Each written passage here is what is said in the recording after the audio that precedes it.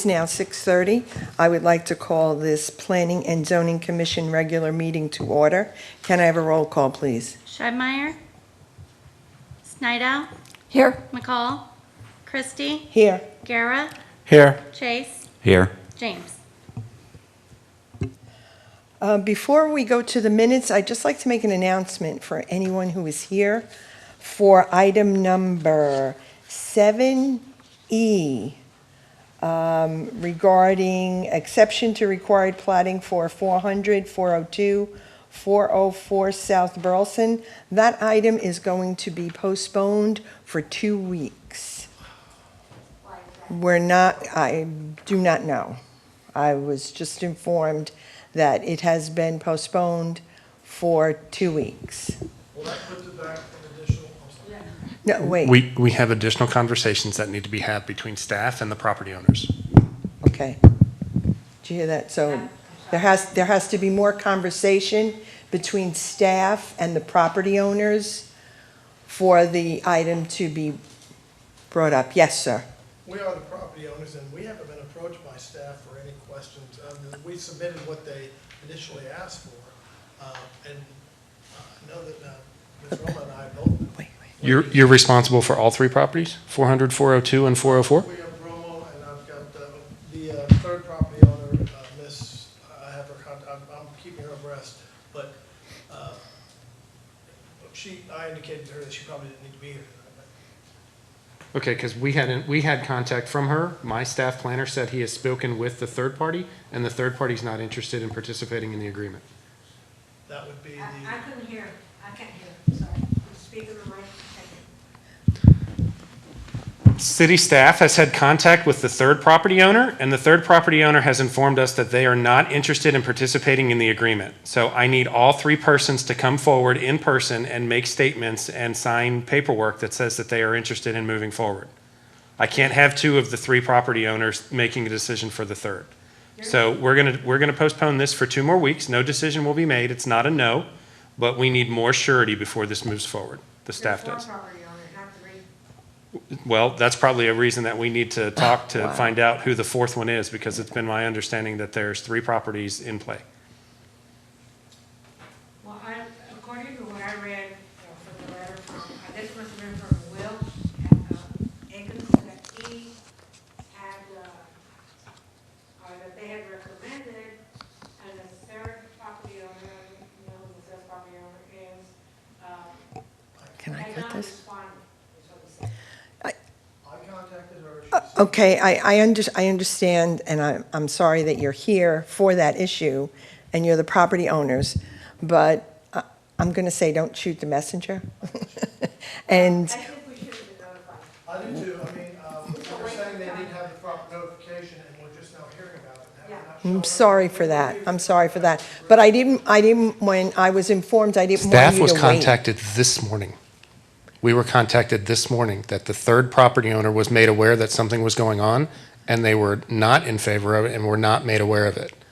I didn't want to embarrass anybody in public, so the best thing to do is just let this go for 2 more weeks off the public record, and then we can talk privately offline, and we can settle this, but this isn't the venue right now. We'll talk in a couple weeks. Well, in a couple days. We'll talk in a couple days. Right. It'll be Should we reach out to you? no, we'll be in contact. Yeah, no question. How will you contact us, may I ask? The same way that we've been making contact up till now. So it'll either be phone calls, emails. I don't know. How did you make contact with the city to begin with? We approached. So physically, you walked into City Hall? Okay, so, We did not walk into City Hall, we approached Will, and because there's no staff here. right. So then he. So how did you approach him? Did you call him on the telephone? Did you email him? Okay, so then we will call you back on the telephone. That was my question, I just need to know how, so we'll know instead of different emails that will be called, Okay. okay? Mm-hmm. Thank you.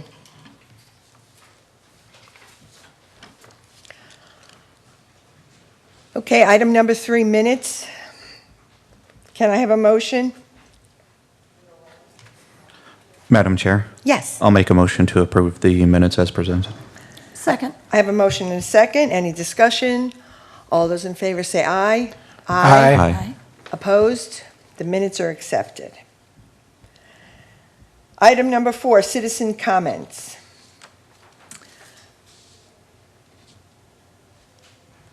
I'm going to open up citizens' comments. Citizens' comments are for those items that are not on the agenda with a public hearing. So if you have anything you'd like to discuss or talk about concerning planning or zoning, you can come up and speak now. Seeing no one, I will close citizens' comments. 5 is our consent agenda. We have items A, B, C, D, E, F, G, H, I, wow. Almost the whole alphabet on the consent agenda tonight. Can I have a motion? Madam Chair, Yes, I move we approve consent agenda items A through I. I have a motion. Can I have a second? Second. I have a motion and a second. Any discussion? All those in favor say aye. Aye. Aye. All those opposed? Motion passes. Item 6, zoning.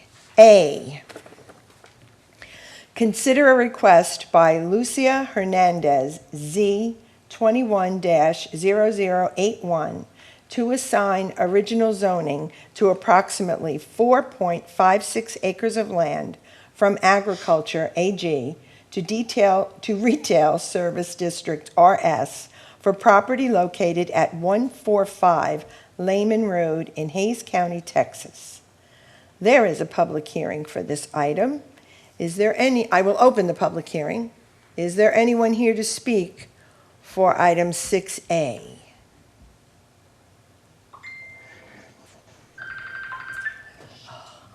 Charles Garcia is on via Zoom for the applicant. Okay, I will call on Mr. Garcia if we need discussion down the road. Yes, ma'am. Okay. Seeing no one for public hearing, I will close the public hearing. Mr. Atkinson.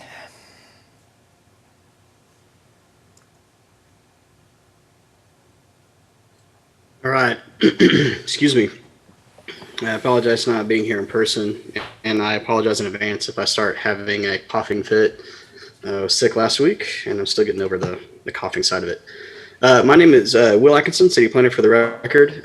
Before you, we have petition number Z21-0081. It's located at an address of 145 Lehman Road, which is the north corner of, north corner of East FM 150 and Lehman Road. They're requesting to rezone approximately 5 acres from agriculture to retail services. Right here, you can see the location around it. There's a house or two on the property right now. To the southeast is a strip center retail. Sonic is to the southwest, with Paw Shelter in the City of Kyle Public Works facility. And wrapping around it to the southwest and west and northwest and northeast is actually all property zone retail services. So it fits right in. You can see the zoning map right here. As most of y'all are aware, retail services zoning is your typical highway commercial, high intensity retail with high turnover for traffic point sale services. You're looking at anywhere from restaurants, offices, strip retail of sorts, general sundries that are sold in a non-warehouse type manner. You can have offices there as well, hotels, what have you. Right here is the regional node. As you can see, it's 100% in it. It's kind of hard to see the yellow outline, but it is there. And it is, the retail services zoning district is recommended in the regional node.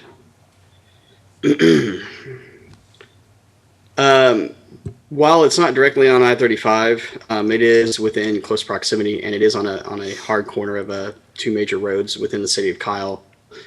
There's lots of retail around it, or some areas were zoned for retail with the expectation of being constructed in that fashion. And there's also water and wastewater and adequate road connectivity. For staff, it's an easy sell. for retail services if whoever wants to development in that manner. And so we ask that the Planning and Zoning Commission also make a vote recommending approval of this request. Do y'all have any questions for me? Any questions for Mr. Atkinson? Okay. Thank you, Mr. Atkinson. I will entertain a motion. Madam Chair, Yes. I move that we approve item 6A as written. Can I have a second? Second. Is there any discussion? All those in favor say aye. Aye. Aye. Opposed? Motion carries. Thank you all. You're welcome. 6B, consider a request by Sunrise Village Investments, LLC, Z210082, to assign original zoning to approximately 10.81 acres of land to Retail Service District, RS, and approximately 34.83 acres to multifamily residential, 3, R33, for property located at 20139 Interstate Highway 35 in Hayes County, Texas. We have a public hearing for this item. I will open the public hearing. Is there anyone here for item 6B? Yay. Hello, good afternoon. Luis Granillo here representing the applicant. I'm the engineer that submitted the zoning application. Okay, Here in Zoom. thank you. Hello, Thanks. my name is Jason Arechiga. I'm with the NRP Group, representing the NRP Group in contract negotiations with Sunrise Village. I have a presentation that, as you wish, I could give before or after. Staff is whatever y'all prefer.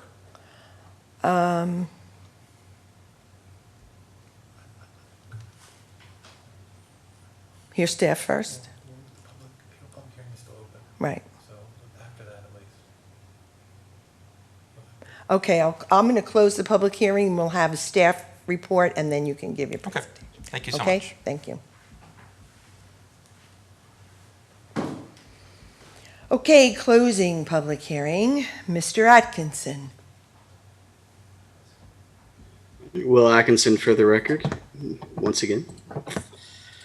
Before you, we have petition number Z21-0082 for property located at 2139 IH35, which is the southwest corner or southeast corner of IH35 and Vevey Road, essentially between your road and Lowe's, if you will. They're restating that they're going to keep the zoning of 10.81 acres of retail services along the I-35 frontage road. And the remaining, they're going to want to rezone to just under 35 acres of R33, which is our highest density multifamily, about 28 units per buildable acre. So this site is currently zoned retail services. You have the shopping center to the south, which has the hospital, excuse me, which has the hospital as well. Vevey Road and IH35 to the north, or west and north, with some ag zoning and some areas that are undeveloped and that are also in the non-annexation development agreements. This site is currently vacant. As you know, in the previous one, retail services, you're going to have offices, general retail, restaurants, gas stations, that kind of stuff. General retail, if you will. The R33 zoning district, as previously stated, is multifamily with 28 units per buildable acre. And it's our highest intensity use of zoning for multifamily. That is 100% multifamily. It isn't mostly in the original node. There is a little bit that's in the super regional node, but a majority of that is in floodplain and it's undevelopable. So from a practical standpoint, we're asking that we only consider the regional node in this particular case. And both the RS and R33 zoning districts are recommended in the regional node. Excuse me. Generally, the regional node is used to capture higher intensity uses and residential density, so this fits right in. We don't really have an issue with it. It's on the periphery of the super regional node, which is supposed to capture vehicular traffic from a super regional perspective outside of the city of Kyle. But it's a little less in intensity of scale, smaller comprehensive plan areas that should support that. But from a use perspective, it's right next door. We don't have any issues with it. It's fine, to be quite honest. There is water and wastewater to the south in that floodplain in the between Lowe's and the site, and they do have adequate access from IH-35. But following zoning discussion, further discussion will be needed with the developer relating to improvements to BB Road, and that's pretty typical of following zoning. The zoning is obviously just a use question. Are we okay with this here? And then when it comes to plating and site plan development, then that's when we start talking with the developer about, okay, is there any right of way that needs to be dedicated? What kind of road improvements, if any, are needed? That kind of stuff, along with their standard site plan layouts. So we don't have any issues with it. We recommend it, and we ask that the Planning and Commission also recommend approval of this rezoning. Do y'all have any questions for me? Go. I do have a question. Are there already plans to improve BB Road? Isn't that one of the roads that's already on the, or are there no plans currently to improve BB Road? It's on our transportation master plan as a 3-lane road at minimum, as it currently stands. And so as part of the plating and the site plan process, we do look at it at minimum from a right-of-way dedication standpoint. And we do have an aspect of it from a site plan perspective where developers have to pay something called an adjacent lane mile fee, or they can pay the value, or they can do improvements to the road in the value of that fee. They have a choice. So,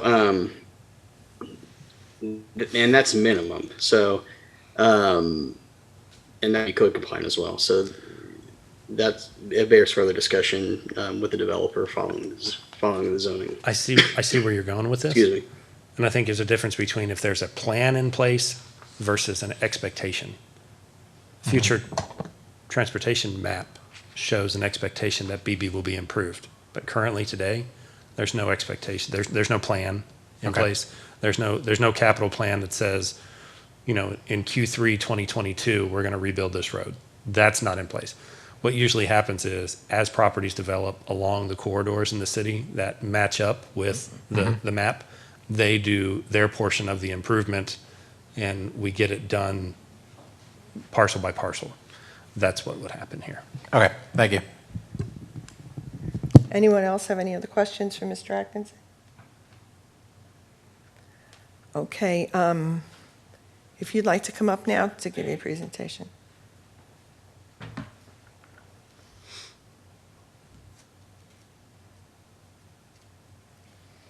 Hello once again for the record. My name is Jason Arechiga with the NRP Group. Again, we are under contract negotiations with Sunrise Village. We represent part of this development. We just wanted to come and lend our support for this planning and zoning action. And I just wanted to go over a little bit about who we are and what our plans are for this area. But as I said, it's just the beginning of negotiation right now. However, to answer your question, Commissioner Guetta, we have developed also on 3700 Daisy Lane, and on that one we did contribute to the road project as well, along with giving right-of-way. So it's a general expectation that both us and the developer understand that we have to improve the road as we develop the area, and that's usually the way, as Howard says, usually the way it's part of the expectation, part and parcel. Again, a little bit about the NRP group. This is our second, hopefully, presumably, second trip into Kyle. Again, we had developed 3700 Daisy Lane. We think it's beautiful and it's leasing up very well, and we're very excited to bring that to the community. We are a full-stop shop. We're development, we are construction, and we are management, so the buck stops with us. We own our projects, our workforce housing projects. We do not sell them. So it's certainly not during the initial compliance period, and that'll last for 15 years at the bare minimum. So we will be maintaining it. If there's any issues, everyone, I always give my number out to staff. Everyone knows that we can immediately be responsive, and that's our goal and expectation with both Kyle Daisy Lane and with this particular development as well. Again, about our history, we have developed over 18,000 units in the state of Texas. We are ranked the #2 developer in terms of affordable housing, #3 builder, and #5 developer overall nationwide. And I can go specifically to this development to make this thing short, but our home office is in San Antonio, so we are close by. Again, the site location, as y'all are familiar with it through staff, this is in a regional node directly north of the super regional node. We thought it would be the highest and best use to activate the strip along the front with, as Howard had said and how staff had said, with a regional node, approved uses, looking at sit-down restaurants and strip centers. And what we've noticed in the past, even though it is a tired euphemism that people say rooftop brings commercial, it's not always the case, but it is the case in certain circumstances, and we believe that this would be it. Especially with the amount driving it towards the area, it seems to be a wholly appropriate use. Beyond Kyle Marketplace with the big box retail, and then lending its way into higher density, and then lending its way further down in density as it works its way into the neighborhood. So ultimately, we have negotiating under contract the middle site in play. The back site is also under negotiation with Sunrise with a different developer looking also to develop multifamily. My understanding is that we are going to do a combination of market rate and workforce housing, so we'll get a true mixed income community to activate that retail there, and then in general for the city of Kyle as well. This is 3700 Daisy, so we would certainly invite y'all to come take a look if you haven't already. Those are actual photos of the inside. And the granite countertops and the hardwood flooring and the luxury pool, it's very nice. And so we've had nothing so far but compliments on the area, and we expect to have our grand opening shortly. We'd love to see y'all there. A bit about the actual development itself. The business center, I could just read this down. Health and fitness, children's activity room, which is on the right there. That's one of my favorite rooms. I'll get to that in a minute. Laundry facilities, children's playground, swimming pool, as I had said. But what that room entitles for is what's really neat, is all the residents can stay at no additional charge to them.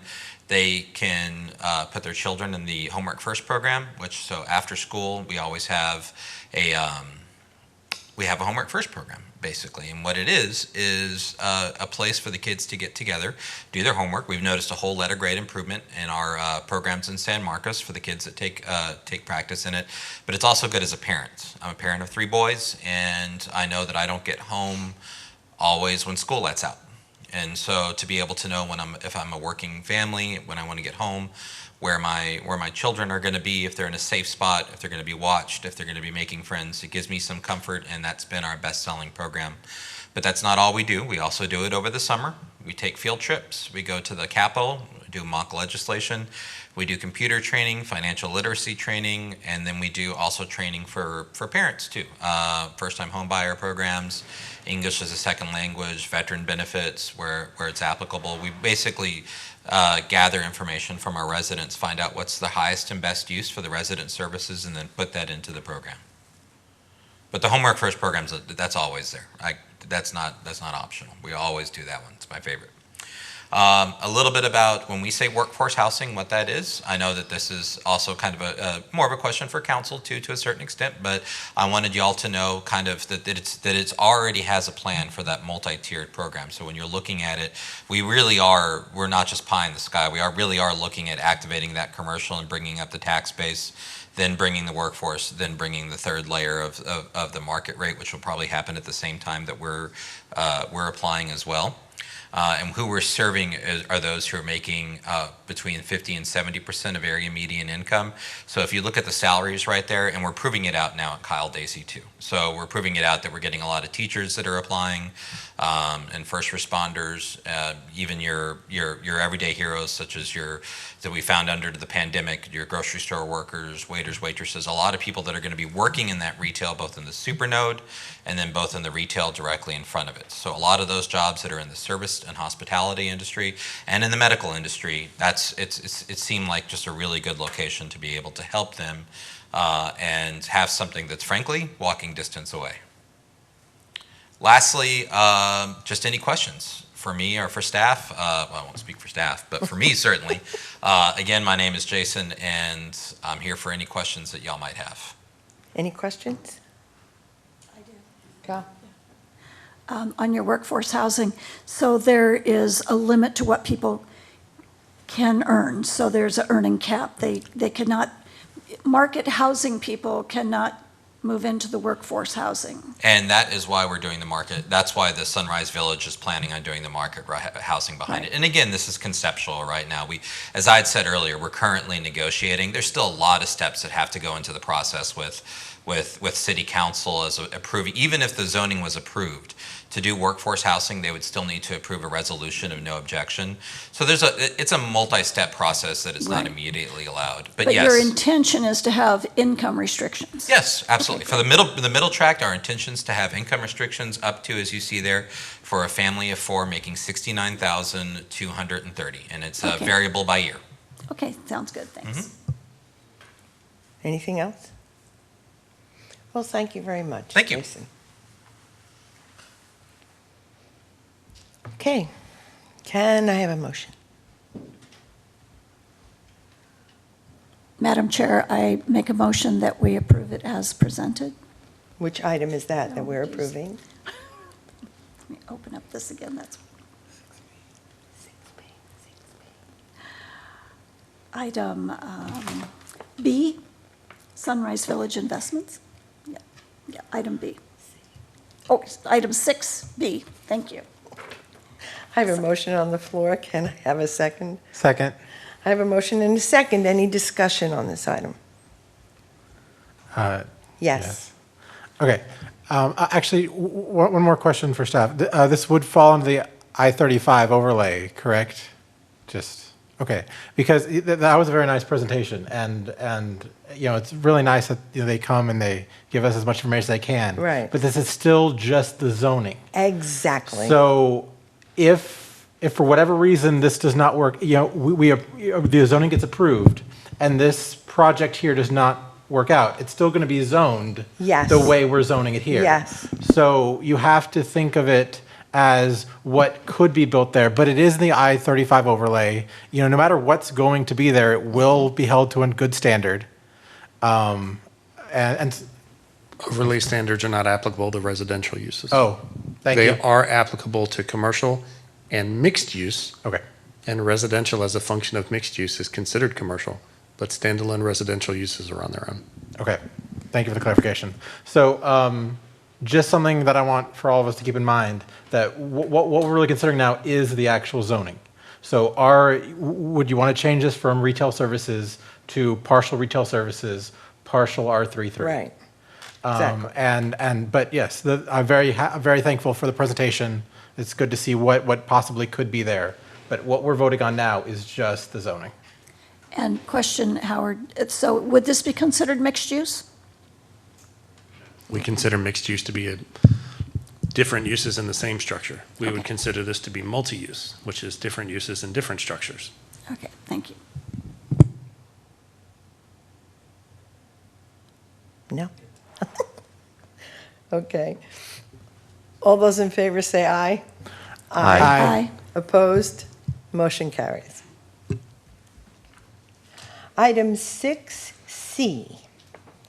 Consider a request by LD Enterprises LLC, Z210084, to assign original zoning and rezone approximately 11.08 total acres of land from agriculture AG .023 acres and single-family R1 10.85 acres to single-family residential residential 3 R13 for property located between Scott Street and the 800 block of South Sludge Street in Hayes County, Texas.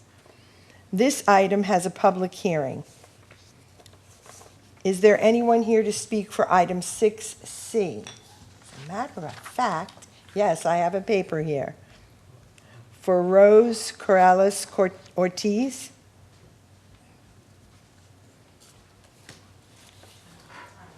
Hi. You could take, yes, say your name, please. Okay, my name is Rose Corrales Ortiz, and I live at 705 South Sledge Street, and I walk by this property all the time, every morning. I do my morning walk, and I'm just really sad that they want to change the zoning to build more houses there. This place, this area where they want to build these houses, it tends to flood, and I don't know if the buyer or the agents know this, but it tends to flood, and I just want to know why they want to change the agricultural zoning to more residential zoning. And are they allowed to answer my questions, or will they answer them later, or how does this work? They'll answer them later. They're not allowed Okay. to answer them right now. Okay, and like these residences that they're planning on building, I mean, all these houses that are going up around here are very expensive, and the people here in Kyle can't seem to buy a house where they grew up because all these houses that these builders are making are so expensive that I know because we have 6 kids, and none of our kids are able to afford a house anywhere in Kyle. They're having to look in New Braunfels, you know, and other places so far away from where they grew up. And, you know, these houses, they're just attracting people from California, New York, and people who come to Kyle or look it up and think, wow, this is, you know, a $300,000-400,000 house. That's pretty affordable for us, but not for the people that have grown here in Kyle. And so it's just really sad that all these developments are geared for people that did not grow up here, that were born here, you know, and that's just what I'm totally against. That, you know, and also I voted for these propositions that were on the ballot in 2020 that, you know, for making green spaces in Hayes County, and but that doesn't seem to be happening. It's all just subdivisions, subdivisions, subdivisions, apartments, apartments, apartments, and you know, it's just really sad what's happening. I've been here for 37 years. I bought my home through the Farmers Home Administration. They were giving out loans to people, low-income people, and they were trying to build up Kyle, which at the time was 2,000 and under inhabitants. So I was able to buy my home through the Farmers Home Administration, and I'm very proud that I paid it off. But now I see my kids, they can't afford anything. My daughter just had to move out of her apartment because her rent was up to $1,500. And, you know, she can't, her and her family can't find a place to live, can't find a place to buy, because everything is just geared for outsiders that come and think, oh, wow, Central Texas, it's so cheap to live here. And it's the same thing that's happening in Austin. Gentrification, everybody, like me, I'm about to retire in about a year. And and all this development doesn't help me. My taxes keep going up. In about a year, I'm planning to retire, and I'm really afraid that I won't be able to pay my own taxes, and I'm gonna have to move out of Kyle. So I'm totally against all this development, and I know it brings money into Kyle, but it's like, when do you stop? When do you think about the people that actually live here, grew up here, were born here? No, let's just bring in all these rich people from other places, and it's like, it's just really sad. But anyway, I just wanted to throw that out there. Thank you. Yeah. Thank you very much. Is there anyone else wishing to speak on this item? I have one comment that was sent in from a David Wiley. He lives on J. Mary's Lane, and he says he is not in favor of this item. I live next door to this. I don't want two-story houses behind me. That's all he says. Seeing no one else for the public hearing, I will close the public hearing. Mr. Atkinson. All right. Will Atkinson for the record. Before you have petition number Z21-0084. This is 11-acre property that's wedged between Scott Street and South Sled Street, just north and adjacent to of the Bradford Meadows subdivision. You can see they're right here outlined in yellow, both of those parcels put together. They wanted to rezone it from R11 and agriculture to R13. There's about a quarter acre in the far west corner up against Scott Street that is zoned ag, and the rest is zoned for single-family residential, right as we speak. The lots are unplatted, and you can see right here you got the zoning of it. The R1 zoning district is a district that was created in 1978 with ordinance number 92. It is the original single-family detached zoning district within the city of Kyle. This site and others like it are zoned R1 currently, but for future reference, one cannot rezone to R1. Those existing can stay if they want, but you can't zone to it. But we have a more modern-day standards starting in 2003, which include R13.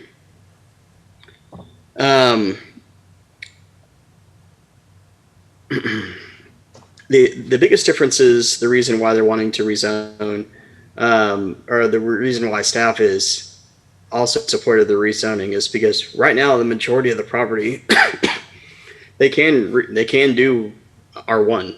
R1 actually has a higher density per buildable acre built into it as it currently stands, and there's actually less restrictions because it's a far older zoning district.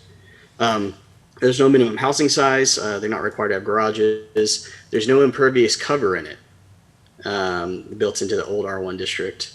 And because of that, staff is far more supportive of getting it rezoned because it's actually going to lower the net yield likely on how many houses can be built on site.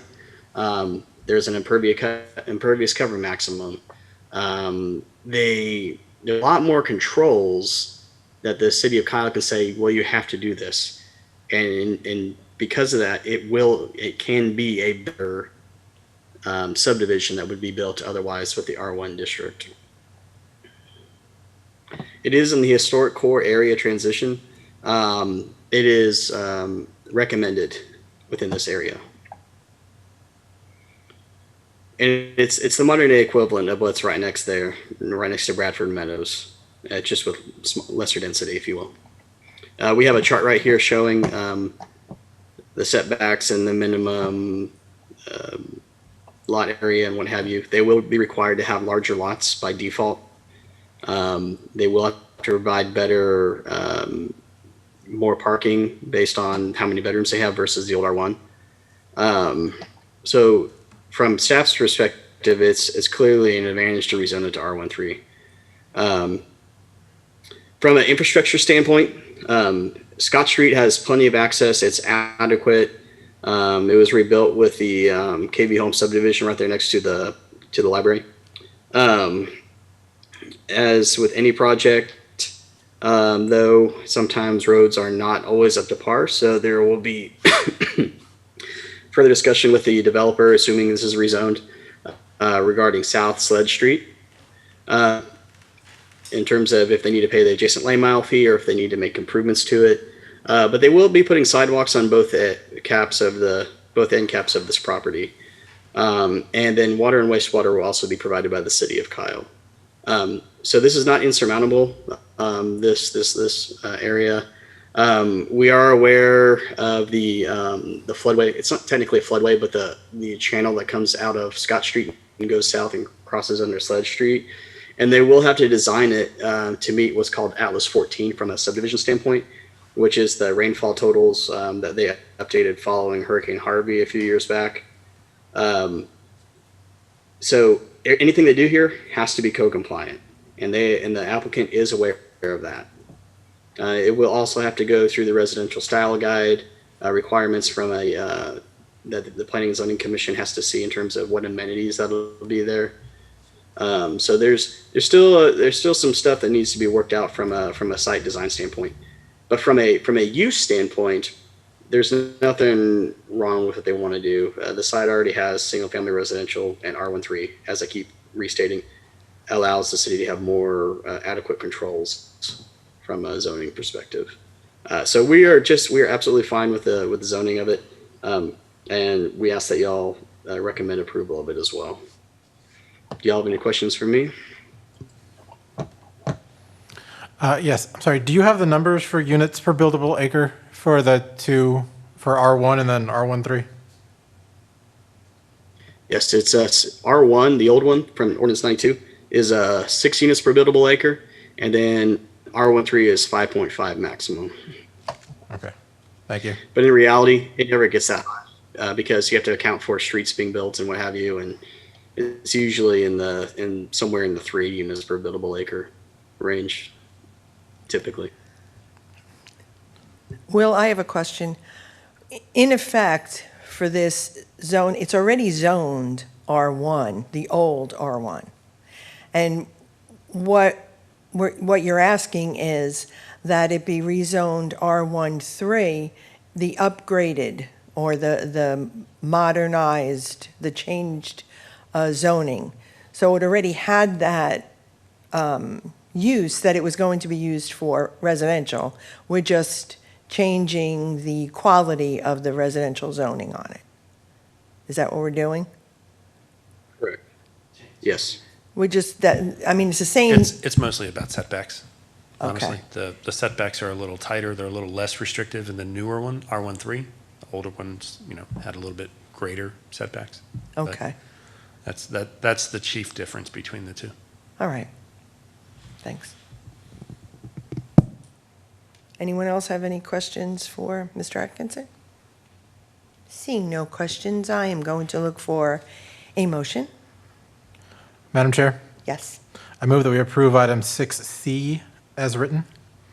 I have a motion. Can I have a second? Second. I have a motion and a second. Any discussion?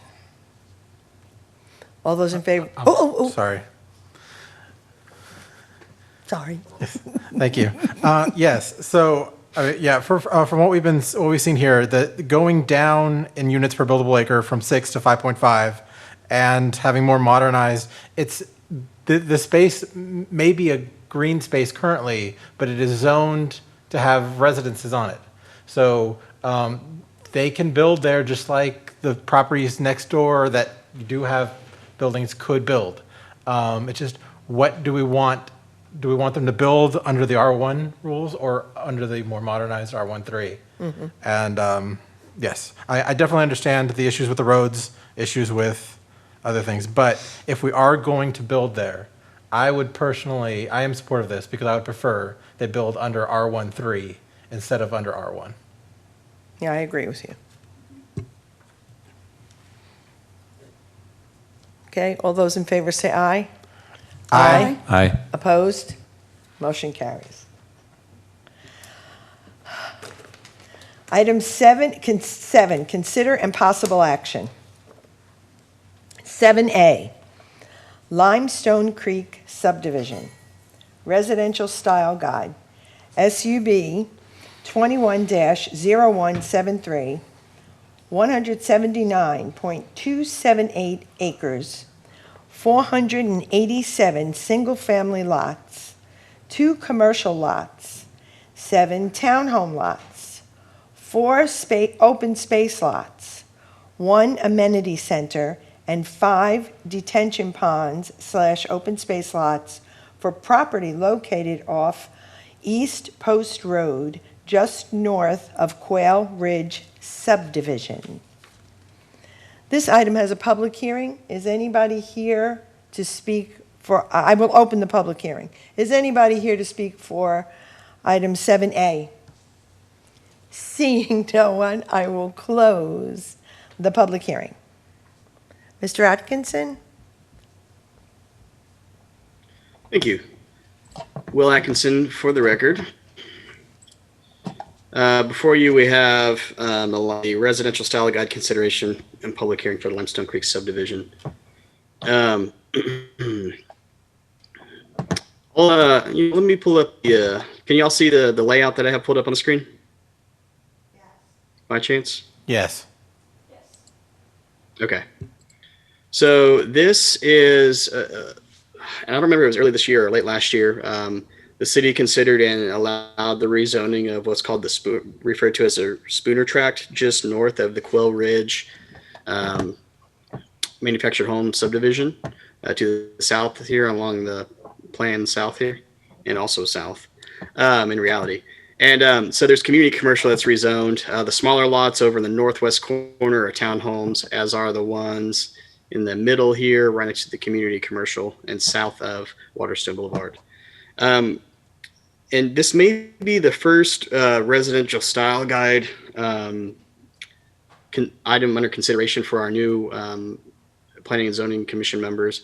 But what we do here is whenever someone submits a preliminary plan or their first plans for a subdivision, is we have a requirement that before they can approve the concept or preliminary plan, there needs to be a public hearing based on amenities outlined in Chapter 53 that we have in the staff report. And those can include, there's 8 general bullet points, if you will. They don't have to do all of them, but we do work with the developer or the civil engineer typically for the developer to make sure they meet a majority of them, because we want the residents of the neighborhood to live somewhere where they can enjoy, whether it's street trees, they got plenty of pocket parks, a trail system, you name it, things to make it better. And this is why we do this. So I'm gonna go back to the staff memo. So section 53-930 is where it talks about neighborhood design and improvements. So I'm just gonna go down 1 through 8. So the first one is designed with nature, and that is to if you're going to build a subdivision, try to build it in those areas where you're least likely to disturb areas of it, areas of natural areas. Now, mind you, this is currently a very flat farm field, if you will, as being used for agriculture. And so there's very few of these natural areas, watercourses, but there is some topography a little bit to it. And some existing overhead utilities. So they are trying to limit development outside of those areas. They're not really part of the natural watercourse, but they are trying to design it and stay out of those areas that are pre-existing. Now they are also doing improvements to just north of the Quail Ridge subdivision to make sure that nothing flows into the Quail Ridge subdivision. And so there is that. They are making those improvements, or they will be with their plans. They are installing amenities with dual purpose and what have you. They're putting in street trees. You can see that on the plan, which is the planning department loves that. We want to have the shaded avenues where people can walk down, we whenever we're reviewing those plan sets and those construction improvements for the subdivision, we make sure that there's adequate space between the back of curb and the sidewalk, so the trees are minimizing buckling of the road and sidewalks as well. They are doing. They have almost 2 miles of off-street trails, as you can see within that plan, and that does not include an 8-foot wide sidewalk on the north side of Waterstone Boulevard and a 6-foot sidewalk that they're required to build on the south side of Waterstone Boulevard. And these are in an agreement they have with City Council. So there's a lot of trails. You can do a lot of exercise and walking and what have you without even getting in your car. Excuse me. Again, encourage the installation of trails and passive recreation areas. They're doing it. They have done a lot. And this doesn't even include just the standard sidewalks they have to put in within their subdivision.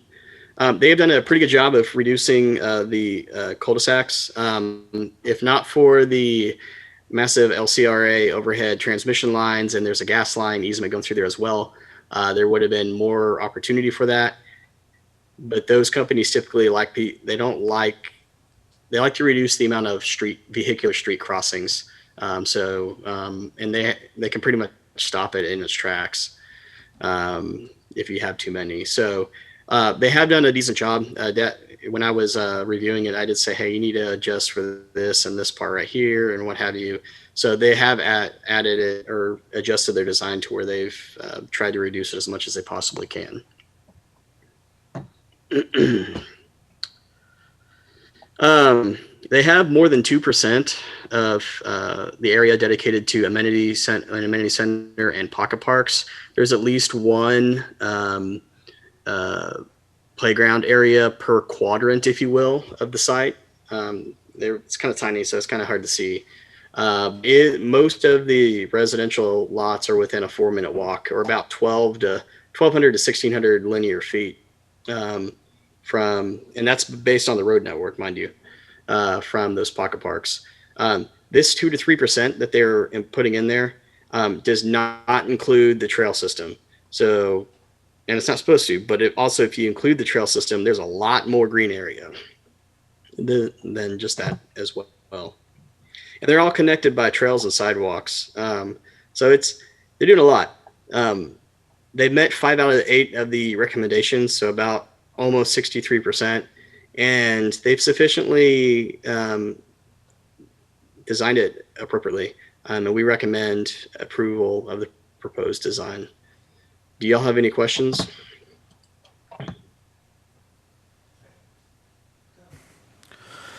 So the north side of this trail, is this, it looks like the area above it is not developed, is that correct? That is correct. It is still a agriculture. So the way that these trails are designed, is it the intent that it would continue into future development in that area? That's the way it's shown on the plan. Now, we don't know what's going to be developed north of there because no one's asked us yet if they can develop it in any sort of fashion. But yeah, I mean, that's a perfect place to have a pedestrian trail network, is in an area of easement because it's low impact. It's very linear, so it provides a good space for walking or hiking or even riding your bike long distances on an off-street network. So, Okay, and yeah, the developer can do that if they want to take advantage of it, and we'll encourage them to as well. Yeah, that was the second question. Is this going to be an access to a public trail system at some point? It may not be public per se. This will be likely maintained by the HOA. Mm-hmm. However, it'll be a good point to tie into, if you will. Yeah, okay, thank you.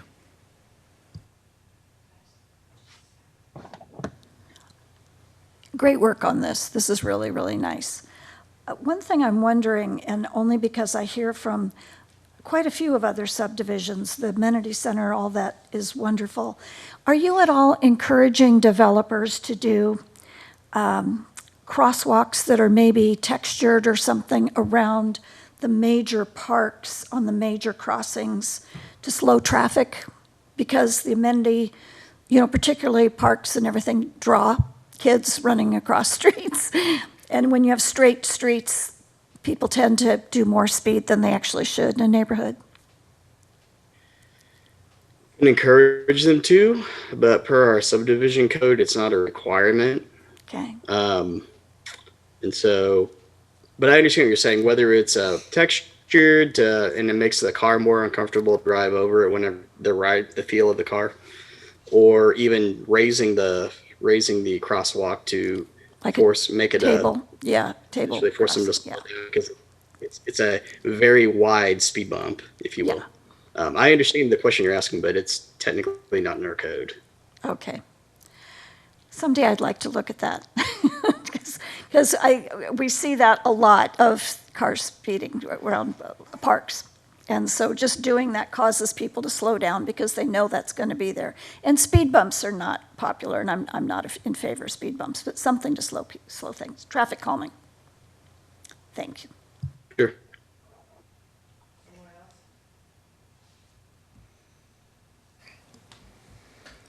Okay, seeing no one else, I will call for a motion. Madam Chair? Yes. I will make a motion, but I do have a point of order. I see A and B are the same item. Which one are we voting on? We are voting on A. A. Okay. It's the only one I read. So I'll make a motion to approve the recommendation as presented for 7A. Can I have a second? Second. I have a motion and a second. Any further discussion? All those in favor say aye. Aye. Aye. Opposed? Motion carries. Item 7B, Limestone Subdivision Preliminary Plan, SUB 21-0173, 179.278 acres, 487 single-family lots, 2 commercial lots, 7 townhome lots, 4 open space lots, 1 amenity center, and 5 detention ponds/open space lots for property located off East Post Road, just north of Quail Ridge Subdivision. Mr. Atkinson. This is essentially just a vote after the approval of the preliminary or residential style guide. So it's co-compliant. Otherwise, it would be on the consent agenda, but we had to approve the residential style guide first. Okay, so this is just for the preliminary plan then? 1 and 2 Correct. family homes are conditionally approved in Kyle County. 1 and 2 family subdivisions are conditionally approved in Kyle. So Okay. Can I have a motion? Madam Chair? Yes. I move we approve item 7B as written. Can I have a second? Second. I have a motion and a second. Any further discussion? All those in favor say aye. Aye. Opposed? Motion carries. 7C. Consider a request to construct an approximately 2,300 square foot Starbucks freestanding building located at 22449 IH 35, approximately 200 feet north of the intersection of IH 35 and East FM 150 within the IH 35 overlay district. Starbucks Center Street Village, CUP 21-0029. Mr. Atkinson, the floor is yours. Wonderful, thank you. All right. So this is one of the first things that we've done that doesn't have a public hearing tonight, which is nice. So before you, we have conditional use permit 21-0029. And as you stated, they're building approximately a 2,300 square foot Starbucks freestanding building. It's going to consist of both indoor and drive-through service, and even outdoor to some extent, I believe. With materials consisting of 2 types of porcelain tile, light and dark gray color, and also sandblasted concrete, which is light gray color. They're going to have appropriate architectural features with canopies, windows, and wall-mounted lighting sconces completing the design. Right here is a rough outline of where they're going. Just to the south, you can see the 7-Eleven that's existing right now with FM or East FM 150 going east-west and the access road going north. And if you were to move to the west, you get to the CVS and then eventually City Hall. This is within the I-35 overlay district. Per section 53899, this is the section that we use to ascertain if it's code compliant from an exterior aesthetic standpoint. We have a requirement for overlay districts where they have to meet certain requirements architecturally. Because the I-35 overlay is our front door of our community, and from a commercial perspective, we want it looking nice. This code was implemented in November of 2003, and we've had it ever since. And the Planning and Zoning Commission reviews the applicants and submissions, and also considers it and makes sure that it's appropriate for the city of Kyle. It is compliant. It's very easy to say that. They have, it meets all the requirements of the I-35 overlay based on material types and colors. This aesthetic variety is a good idea. It doesn't necessarily have to be the red brick white limestone, which has a preference built into the code. But we're fine with that. It meets and exceeds the requirements with a minimum 90% four-sided masonry. And most of y'all have probably already seen it. I will pull up the elevations right here. As you can see, excuse me, at the top of the page, this is the face of the building that faces south. Faces north, but you're looking south at it. So 7-Eleven would be on the other side of the building. You see the drive-through window. You got the rear of it, which faces towards the creek, faces east. The section in the middle with the windows is the side that faces 7-Eleven. You got your main entrance there, and they got a canopy on it. And this is the front of it on the bottom side, which would you're looking at it from I-35. And I'll pull up the site plan if you want to see. My apologies, it's a little bit blurry. But again, where that table is, where's his landscape plan, that's where 7-Eleven is. There's an existing access driveway to the south of this project and to the east. They'll have a stub to the north for the adjacent vacant property. And they're going to have the building almost to the north end, but they're going to have a lot of stacking and queuing space for the drive-through. And they have their landscaping and adequate parking as well. And it's our recommendation that you approve it as presented. Do y'all have any questions? Questions? Thank you, Mr. Atkinson. Hearing no questions, I will ask for a motion. I'll try this again, Madam Chair. Yes. I'd like to make a motion that we approve item 7C as written. I have a motion. Can I have a second? Second. Motion and a second. Any further discussion? Anyone? No one? All those in favor say aye. Aye. Opposed? Motion carries. Item 7D, consider a request to construct an approximately 2,700 square foot freestanding restaurant and a drive-through for property located at 18940 IH-35, approximately 1,400 feet south of the intersection of IH-35 and Kyle Crossing within the IH-35 overlay district. P. Terry's, CUP 21-0030. Mr. Atkinson. Thank you.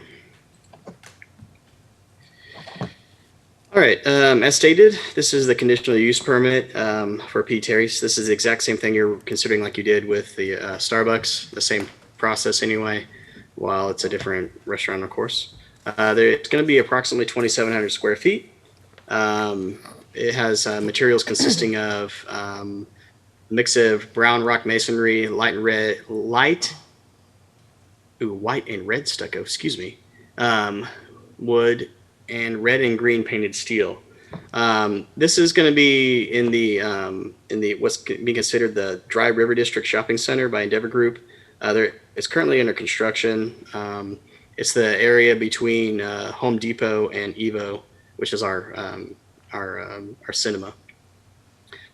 So this is going to be moving along pretty quickly in terms of the project and what have you. Okay, so this proposed building meets the intent of the retail services zoning standards for the building site work. It meets the intent for the I-35 overlay, but not necessarily the architectural design requirements. The specifics are located on the elevation sheets, which were included as backup material. Again, variation is fine, but something I do need to understand is that the percentages of masonry do not meet the minimum 90% per face of the building rule. It's about 75%, and it includes the stucco in that 75%, which we usually try to cap at about 10% per building because it's supposed to be a detail type of use. We're trying not to go overboard on it necessarily. But sometimes our code does not envision certain types of architectural styles. And this, staff believes, is one of those times. And y'all as the Planning and Zoning Commission do have the authority to grant a little bit of wiggle room in design. Now, from a design perspective, it does meet the intent of making sure the I-35 overlay from a commercial perspective is beautiful and very much presentable as people drive through it, where we want to showcase it. But it, like I said, it does not necessarily meet those standards from the requirements. But the design does provide a cohesive design. So there's nothing outside of the code. There's nothing wrong with it. So that's why we brought this forward. We've taken it as far as we can from a staff view standpoint, and we need your help deciding if y'all find this appropriate or not. We do, but we don't have control over that design. This specific, excuse me, this specific one, plan set is just showing the percentages generally.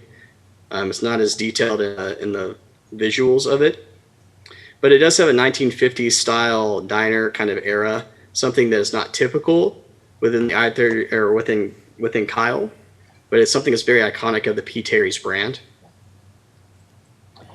And right here, excuse me, let me make this a little bit bigger. We have the general site layout right here with I-35 to the east, and they have a double lane drive-through. Here is a visual rendering of it. The stucco is going to be the white aspect there, cantilevered roof, if you will. They got some wood banding around between the glass and the roof, and they got their masonry around the side and the rear aspect of the building from the rock wall standpoint.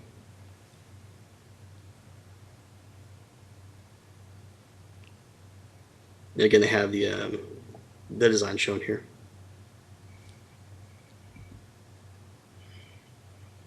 I'm trying to get it zooming down to the more detailed site layout. There we go. So as you can see, they got a drive aisle on the eastern edge of the property with some parking. You got the drive-through going through there, some parking right next to it as well. The parking is not interfering with the drive aisle for the drive-through, so that's good. And then, my apologies. If it'll let me show the landscaping, I'll pull that up too.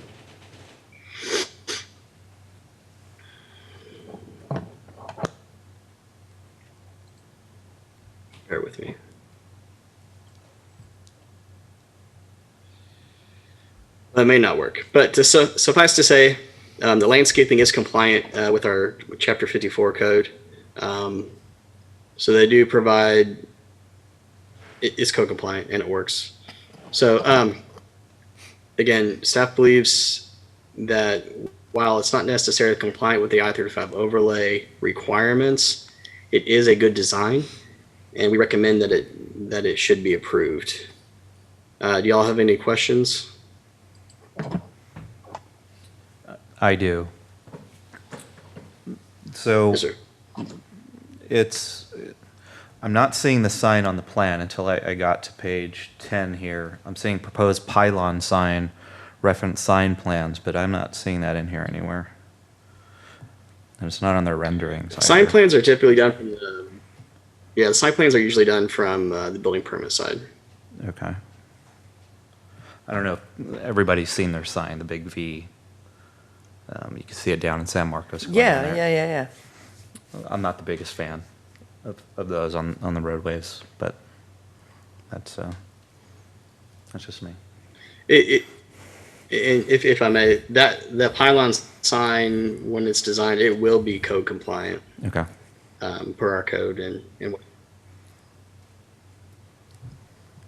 Anyone else? I couldn't see it very well on the plan. How much green space are they creating around it? On the site? I will go and take a look. Generally, though, they have a maximum impervious cover of 80% for the site itself, but it probably won't get that high because there is, even though their lot goes back to the access road behind it, there is an existing channel there that they can't touch because it's waters of the U.S., which we refer to as a blue line on a map, which means they can't touch it. And they have to stay under a certain threshold of site disturbance to avoid permits from the federal government, the Corps of Engineers, and so that's included in there. And then they're going to have their landscaping that's going to be code compliant as well. Okay. Do they maintain that space behind it, or is it just kind of empty? The space that they can't do anything with, is that maintained?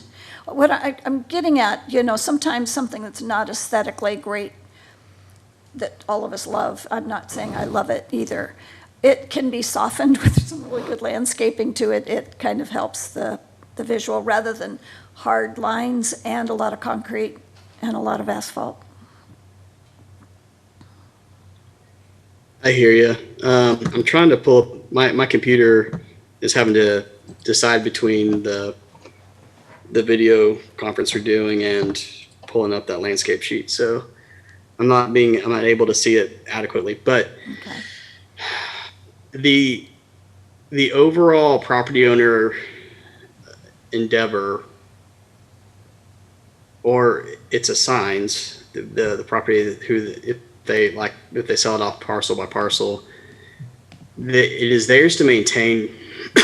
Excuse me, but that channel specifically, they need to be extremely careful as to not disturb it in a manner that would violate federal law from a Army Corps of Engineers standpoint.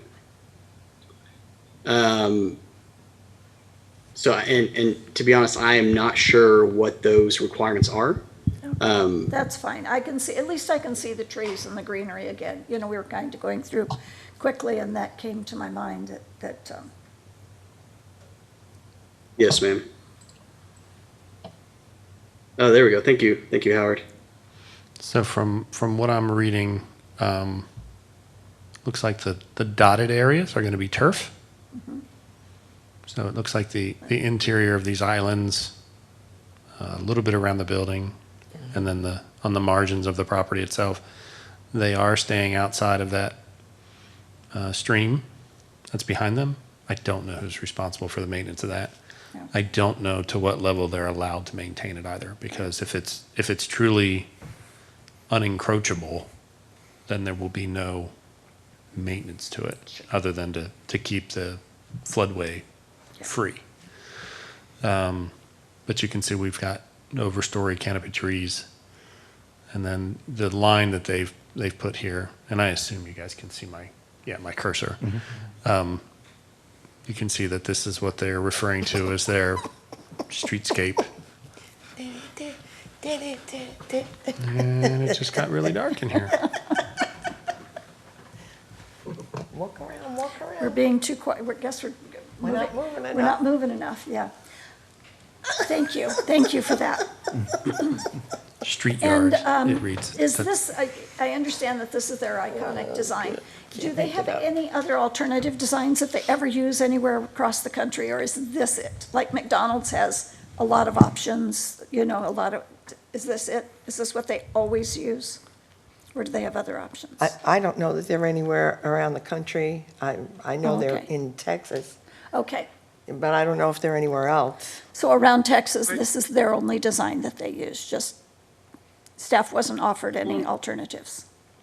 It's the only We, one we I've were ever seen. offered two designs, and this is the more compliant one. Okay. I trust your judgment. They also, I believe they're just a regional chain. I'm not.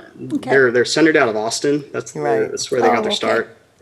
I don't know to what extent their expansion has reached other cities outside of the Austin metro area. Okay. I was just wondering if they had offered you alternatives, and Who's talking? The Well, applicants hello, online. My name is Micah Land. I'm a partner with Michael Schuh Office of Architecture, here to speak tonight on behalf of our client, P. Terry's. I can speak to that. I'm sorry, I'm remote currently. That's okay, Micah. We didn't know you were on the line. So go Yeah, ahead I'm sorry. and enlighten us. go right ahead. Yeah, no, I'm happy to. P. Terry's came to us, probably about 10, 15 years ago to do their stores. That is correct, a local burger stand chain, family-owned, operated. They really are committed to serving quality, hormone-free burgers that are sustainably kind of sourced. It's very healthy, fresh, kind of fast food. So a lot of their mantra is just that. It's also a place that is, unlike most fast food chains that prototype and roll out kind of a cookie cutter project. Each P. Terry's is designed specific to a site, and it's very rarely are they the same building design. It was interesting when we approached this project and we read the City of Kyle, kind of the overlay conditions and the importance of that, things like, streetscape, landscaping, building articulation, glazing. I will say that this building exceeds the 25% glazing requirement. Though we don't meet the masonry requirement, I do think that a lot of the criteria that's embedded in the overlay talks a lot about articulation and canopies and overhangs. They spend a lot of money on their buildings. These are quality materials. The stone is by far the most expensive material on the building. And the previous designs that we explored were something maybe a little bit more, they were other materials that weren't as empathetic to the overlay requirements. I will say in terms of landscaping, to answer your question, most of that is Bermuda grass, the street yard. Yeah, with the 35, we're exceeding the 35% requirement. Lots of, the landscape palette is very rich. It has a lot of muleys, sage, Texas sage, red oaks, trees, Shumar red oaks, a lot of cedar elm. It's a very regional palette of materials. They like blue agave, blue sorrels. We often do a lot of Pride of Barbados. So it's a very rich landscape palette. And really, at the end of the day, P. Terry's has kind of grown out of Austin and has begun to kind of look at other locations. We just finished up in San Marcos, New Braunfels. We're looking at Dripping Springs, They really loved Kyle as a seemingly great kind of site and context for their brand and their store. We're also looking at, we've completed Georgetown. I think we're at about 20. We've designed about 25 stores for them. And really, it's trying to kind of get back to a youthful energy in a building that's experiential. It's fun to drive through it. It's something that when a kid walks away, he wows at a big overhang with red columns. It's trying to create kind of a memorable drive-through and pedestrian dine-in experience that we're always in pursuit of. So I hope that helps some. Thank you. Any other questions? Can I have a motion? Madam Chair, Yes. I will make a motion to approve 7D as presented. Can I have a second? Second? A motion and a second. Any further discussion? Yes. Yeah, yes, I think what was presented is very reasonable. You know, we have basic standards, but there are times such as this one that they don't quite meet them for specific reasons. But if they can still show us, you know, the reasons for it and what they're presenting, I still think they've made very wise choices with the building, the landscaping, with the drive-through around. I think this is a good fit for where it is. Yeah, I do too. I like the double drive-through too. I like that a lot. Yeah, architecture looks great. Yeah. All those in favor say aye. Aye. Opposed? Motion carries. Thank you, Micah. Thank you. Now, where am I? Oh.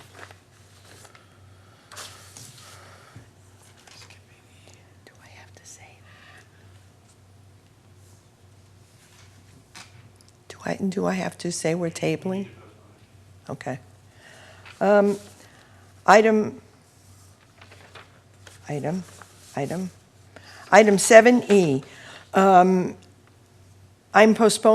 We are postponing item 7E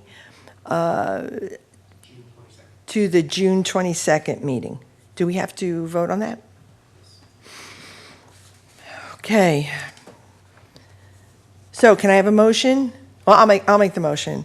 I move to move item 7E to the June 22nd special called meeting. Second? I have a motion and a second. Any discussion? All those in favor say aye. Aye. Opposed? Motion carries. Item number 8, general discussion. Discussion only regarding Planning and Zoning Commission request for future agenda items.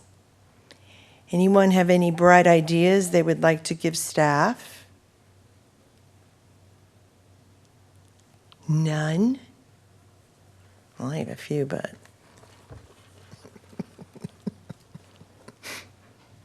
Okay, hearing none, we're just going to push along. Item 9, staff report. Staff report by Howard J. Coons, Director of Planning and Community Development. Yes, Mr. Coons. It is that time of year again. We have plans for staff to be out of the office in the month of July. So you're aware that we typically have our voting meeting on the second Tuesday of any given month. And then the fourth Tuesday is generally reserved for work sessions. We're going to flip that for the month of July. So the regular voting meeting, which would be July 13th, will be, if it's held, will be the work session meeting. The voting meeting for the month of July will occur on Tuesday, July the 27th. We've advertised public hearings and all those things. So make a note for yourself that if you're going to be here, please be here that Tuesday so that we can have a quorum for voting items. As we stated earlier, we will have a meeting 2 weeks from tonight. We had planned on having a work session anyway, so it looks like we're going to start that with a special called meeting.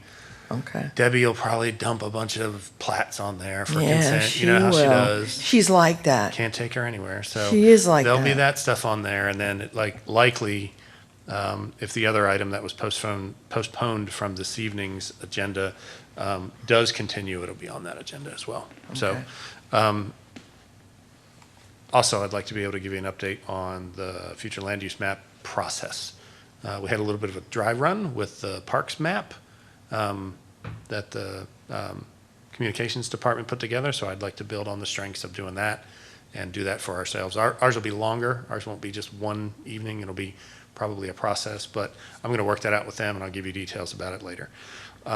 Lastly, what I'd like to do is we have had some requests for text amendments, I believe. So, Will, do we have some of those that are coming forward? Do we have any more after the downtown one? Do we have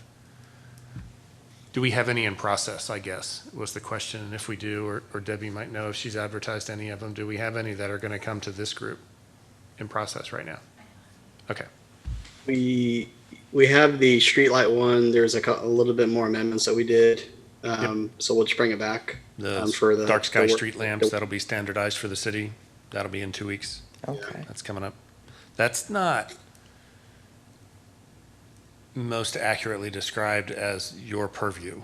We are bringing it for your recommendation and commentary, but because it's in Chapter 41, which is the subdivision regulations, Right. the decision will ultimately be made by the council.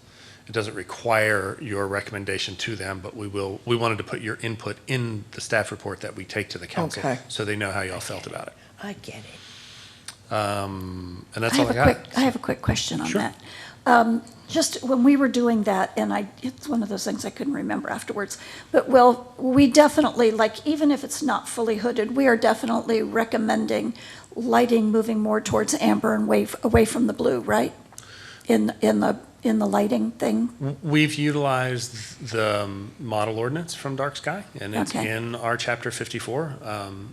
Screening and fencing, I think, or something, landscaping and fencing or something to that effect, Chapter 54.